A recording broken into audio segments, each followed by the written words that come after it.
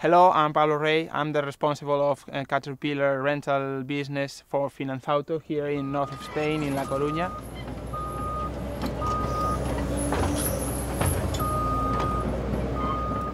What we're seeing here is a Caterpillar 314 with a forestal processor working cleaning this forest, because we have a big fire here a couple of years ago and we have to get the forest clean so we can stop fires and prevent them.